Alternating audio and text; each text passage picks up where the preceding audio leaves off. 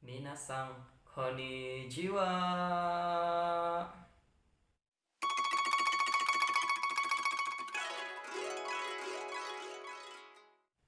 Welcome back to my YouTube channel Lost for Days. Before it, don't forget subscribe, please like and share, okay? Baik, kembali lagi dengan saya. Pada kesempatan ini kita akan belajar bahasa Jepang. Nah, yang mana pembelajaran pada saat ini belajarannya lebih asik dan lebih menarik pada sebelumnya. Kenapa?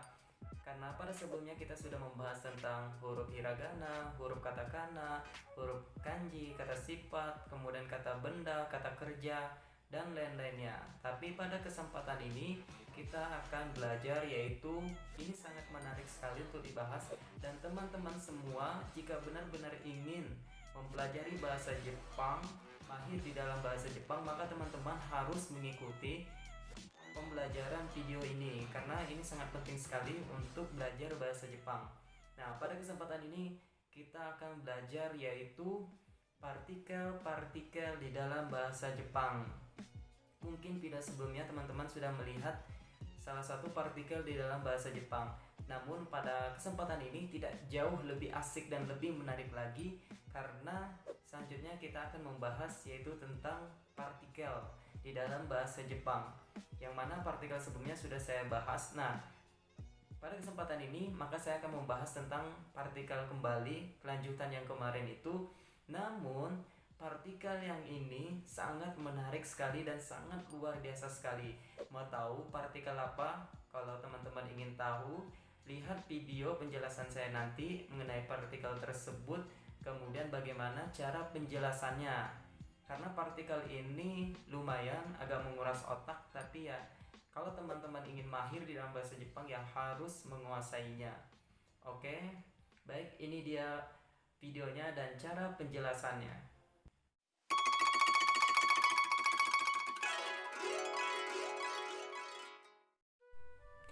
Baik, pada kesempatan ini kita akan belajar yaitu partikel no. Nah, ada yang tahu teman-teman apa itu partikel no dan apa fungsinya? Nah, di sini kita akan membahas partikel no. Partikel no secara umum berarti punya atau kepunyaan. Adapun fungsinya yaitu satu, menunjukkan milik dari seseorang atau sesuatu. Nah, untuk lebih memahami lagi maka saya akan memberikan beberapa contohnya ya.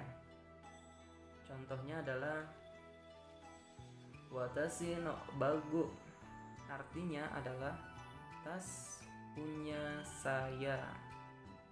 Kemudian contoh yang lainnya adalah ano basu wa keisa no desu, artinya adalah bus itu milik perusahaan. Kemudian contoh yang lainnya ya, Indonesia jin no fuzoku wa nihonjin no to mataku chigaimasu, artinya adalah adat istiadat orang Indonesia berbeda sama sekali dengan orang Jepang. Kemudian fungsi yang kedua adalah menggabung dua kata benda, yaitu kata benda pertama menerangkan kata benda selanjutnya. Nah, jadi contohnya seperti Nihongo no sensei, artinya adalah guru bahasa Jepang. Watashi no kome no sukaku wa oi desu, artinya adalah panen beras tahun ini banyak. Kemudian contoh yang lain adalah watashi no tomodachi no tono-san wa chugakko de kenko gakko no sensei o shite imasu, artinya adalah temanku Tono adalah guru bahasa di SMP negeri. Kemudian fungsi yang ketiga adalah menunjukkan tempat berada. Nah, contohnya adalah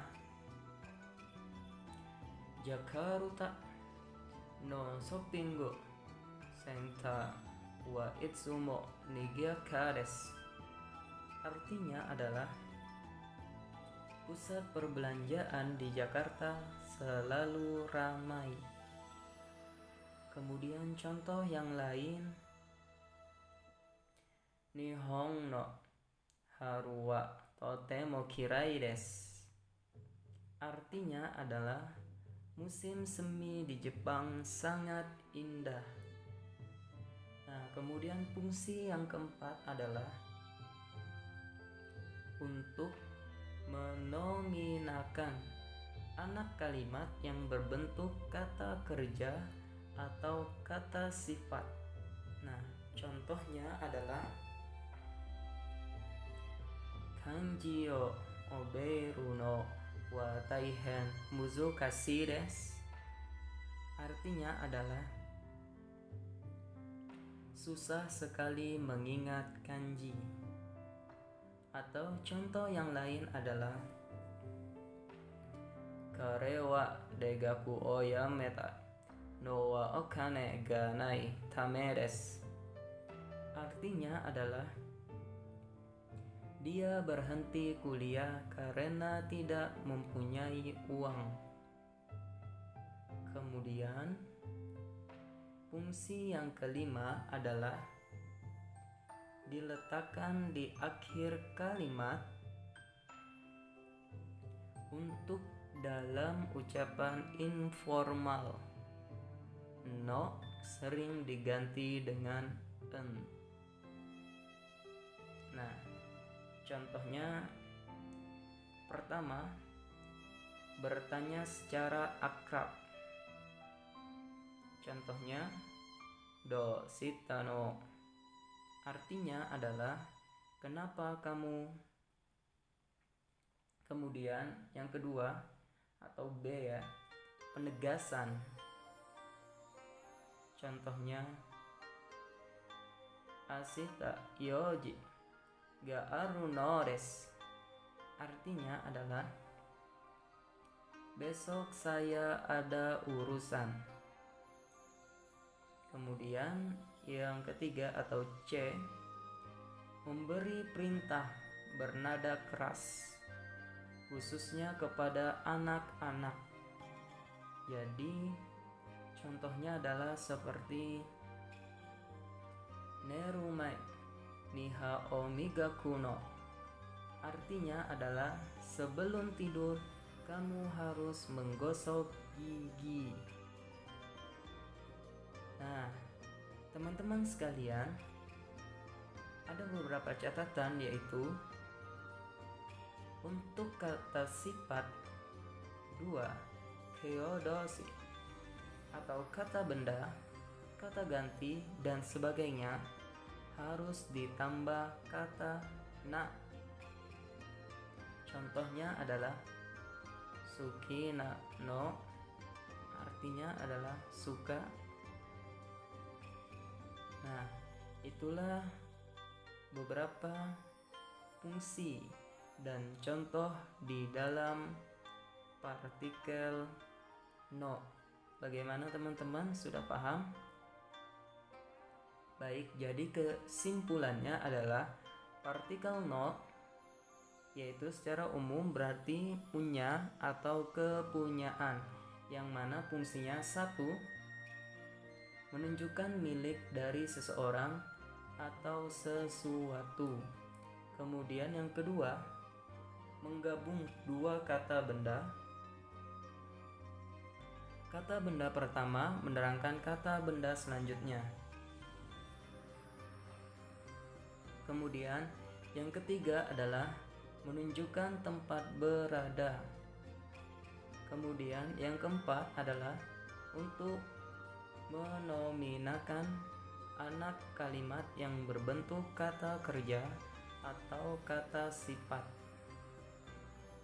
Kemudian yang kelima adalah diletakkan di akhir kalimat untuk dalam ucapan informal. No sering diganti dengan en. A. Bertanya secara akrab atau yang pertama, kemudian yang kedua untuk penegasan, atau B. Kemudian yang ketiga atau C. Memberi perintah bernada keras, khususnya kepada anak-anak. Nah, jadi catatannya adalah untuk kata sifat 2 keodosi atau kata benda, kata ganti, dan sebagainya harus ditambah kata na. Nah, baik. Sekian, terima kasih.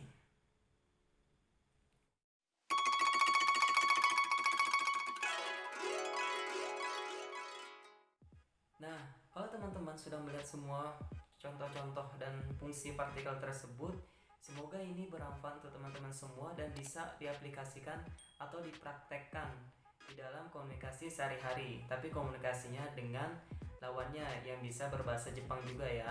Kemudian teman-teman jangan lupa silahkan komentar di bawah kolom komentar ini jika ada pertanyaan, dan kemudian silahkan di like and share karena jangan mau pintar sendirian, oke?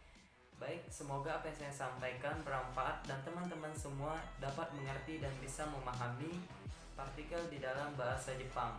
Nah, saya anjurkan kepada teman-teman semua untuk menonton video saya yang sebelumnya, partikel yang pertama saya jelaskan, karena jika terus diteruskan tapi tidak tahu fondasi awalnya, maka itu akan membuat teman-teman semua bingung nantinya.